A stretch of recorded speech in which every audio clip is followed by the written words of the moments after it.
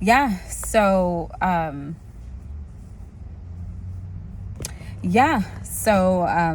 that's what I really have like acknowledged just about ourselves and our existence, of how we can just literally coexist with each other in such unfathomable ways.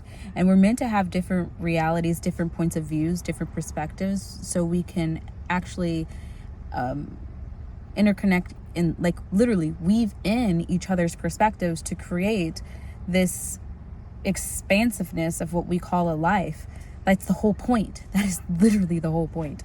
Literally the whole point. Because that's what makes it fun. We're here for eternity, so we might as well just do something about our existence.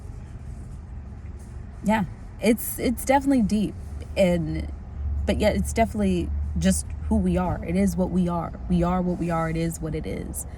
And I believe that's such a very admired way that we decided to birth ourselves into the existence of us being human beings, because we just decided that, you know, man, I'm just this I'm just this awesome.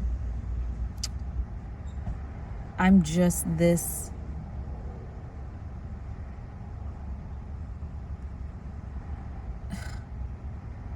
divinable construct of different strands of emotions, of thoughts, forms of just being, of in the vast of whatever I am in. And we decided to birth ourselves into these bodies, literally create ourselves in these bodies. And that's why we're here, like we're all one, because we are all one from the extension of the different characteristics, personalities, constructs, energy strands, conscious strands of whatever we are as this source. We're different versions of it, and that's why we see so many different versions of us out in this world today. It's because that's what we are. That's what we are. It's unfathomable, but it's so true. And it's interesting how I was just talking about this with someone the other day. Like, we could be right and wrong at the same time, because everyone is right and everyone's wrong at the same time.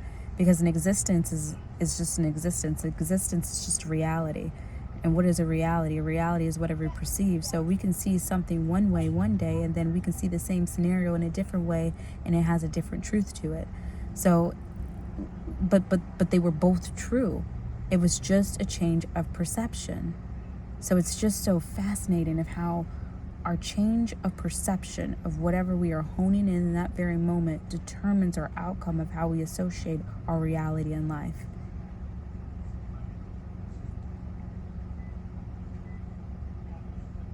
And how we're that amazing, huge construct that literally created whatever a perception is. Like, not just this, the physical, but the non-physical. We created that. That's it's wild, but it's so fun and it's so true. So yeah, just reminding ourselves every day of how powerful we are in that creation. And what makes it's actually fun, but when we forget, in a sense, of how powerful we actually are whenever we come here, whenever we get into these types of challenges, these experiences that we may not want to stay in for too long, but we just wanted to experience. If we quote unquote forget, then it becomes irritable, the emotion that we've created as this source. So then that leads on to, well, how do I get out of it? Like, we forgot how to get out of it. And the thing is that we created this mechanism to where we come in like a new form of life every single time.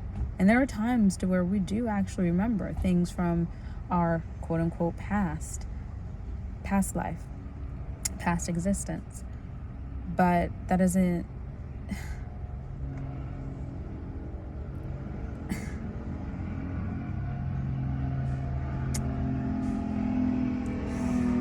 as a aircraft is coming over, agreeing with us. I'm being being so silly. But not about this conversation. The grasp of this is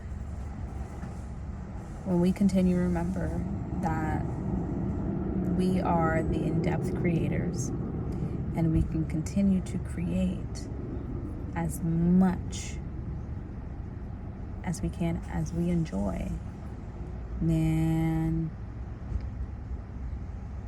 we continue to go places and we see things come out the woodwork. That's why whenever we, like, you know, those people that are just like, everything happens for them. Everything happens for them. Not to them, for them. And, by the way, everything is always happening for us, not to us, for us. It's just that we are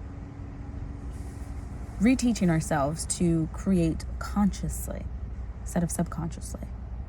That's the power of the mind. So whether we want, whatever we like something or we don't like something, if we have a focus on what we don't like, even if it's in the subconscious, that's how it manifests. That's how it comes true to our lives, because subconscious is just a habit. It's a programmed background habit. So it's like brushing your teeth. You don't, like, you just, the natural ability, you started just brushing your teeth, teaching yourself how to brush your teeth, and then eventually you started brushing your teeth, so you don't have to think about how to brush your teeth. You just brush your teeth. It's the same thing with our thoughts. Like, we were taught how to drink out of a bottle, a cup.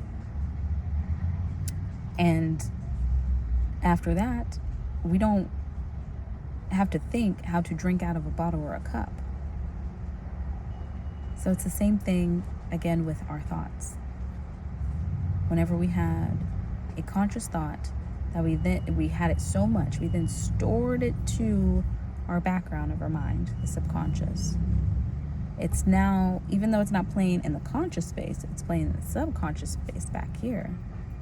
So if your subconscious is more powerful than your conscious thoughts, then that's what's going to manifest more. It's the subconscious. So your conscious thoughts have to be more powerful than the subconscious thoughts you do not want. That way those powerful conscious thoughts can replace the unwanted subconscious thoughts. And you start to see your creation in full fruition. Full fruition. That hunk was a validation. Beautiful, purposeful souls. Shout out to you, sending this to you. And yeah, let me know your thoughts. I'm very curious.